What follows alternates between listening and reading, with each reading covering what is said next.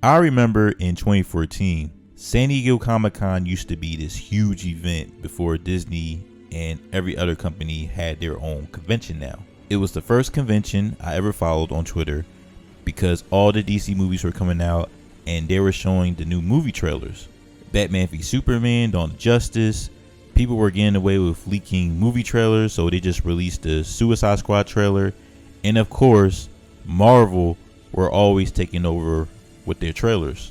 But the one movie trailer that stood out the most wasn't even any of the major comic book movies. It was Mad Max Fury Road. I've never seen any of the old movies with Mel Gibson. I just know Tom Hardy and Charlize Theron was in this movie. Mad Max Fury Road had released the best set of movie trailers I've ever seen in my life. The Fury Road trailers were so good that I had put it as one of my most anticipated movies of 2015. So when Mad Max Fury Road came out the next year, it exceeded my expectations and was nominated for Best Picture at the Oscars. It was rare that a niche action movie like Fury Road would get nominated for Best Picture at the Oscars. Mad Max Fury Road had the best action sequences, and the best part was everything was authentic. The characters were great, like Tom Hardy as Mad Max. Didn't say much, but you know what time he was on. But the best character in the movie was Charlize Theron as Furiosa. Furiosa was strong and badass, but the best part about her was she struggled.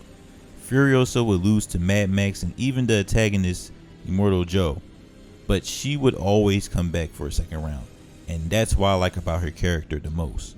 So we're here with Furiosa, Mad Max Saga, 10 years later. Charlize Theron is not Furiosa anymore, it's Anya Taylor-Joy.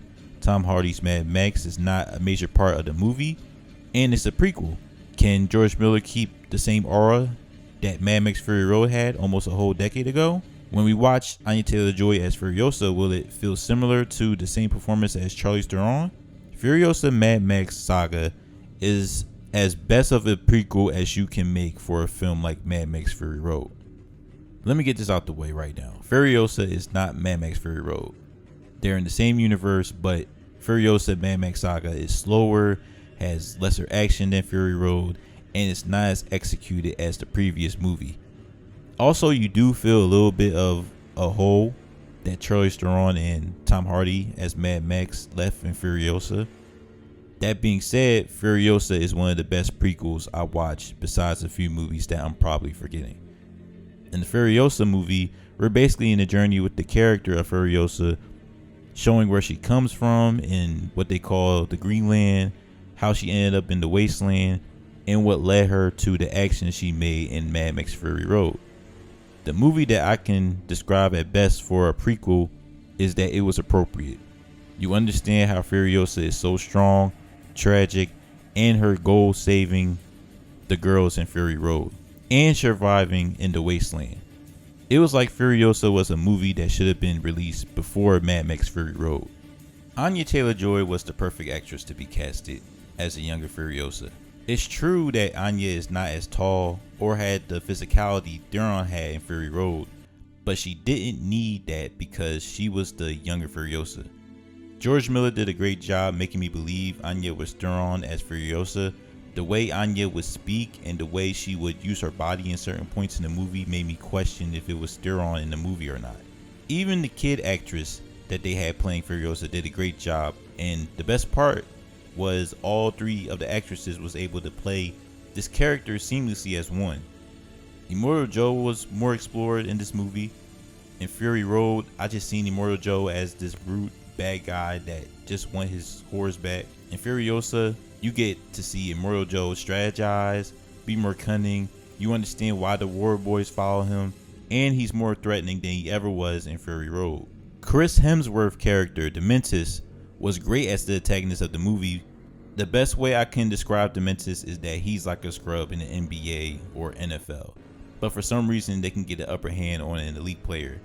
That's what Dementis was to Furiosa in this movie. Dementis was a JJ Barea / Jason Terry to Furiosa's LeBron James, Matthew Dellavedova to Stephen Curry, the Boston Scott to any New York Giants team. That's what the dynamic was like. Dementis was a loser that gets owned by everybody in this movie except, for the most part, Furiosa. And that's what I like about him. There are a few characters that stood out, like Furiosa's mom, Mary, and mentor, Patron Jack, that help her grow as well. But the overall introductions and character work that they had with everyone in this movie was great. Like I said, even though the action is not as crazy as Fury Road, the action in Furiosa is still really good. There is a 15-minute sequence involving a truck, and it is one of the best action sequences in this movie. So the action is still pretty good. Also, how can I not mention the score for Junkie SL? It's still metal, loud ass drums, and chaos is happening with the score throughout the whole movie. There are a few nitpicks I have with Furiosa. Crucial things happen in Furiosa and it doesn't follow through with it. Sometimes it makes you question certain characters, like why they didn't do this thing, or shouldn't they know a certain somebody. Compared to Fury Road, the story is not as simple, so unless you're heavy into the lore of Mad Max, you either just get along with it or say it's boring. The look of the Furiosa film is still good, but compared to Fury Road, they obviously use more sets and less outside filming, which I thought heightened the movie Fury Road, making the set pieces authentic. Other than that, I still think Furiosa was a welcome addition to the franchise. Furiosa, the Mad Max saga, adds to the legacy of Mad Max Fury Road. It helps the audience understand Furiosa's background and makes us care more about her later in Fury Road. Furiosa is not as action-packed and as experienced as Fury Road was, but what Furiosa does add is context and more lore to one of the most action-packed and best post-apocalyptic we've had in this generation. I would definitely say it's best to watch it in the biggest theater and loudest surround sound you can find. Also, please watch this movie so we can get the Mad Max sequel Wasteland that George Miller has been talking about.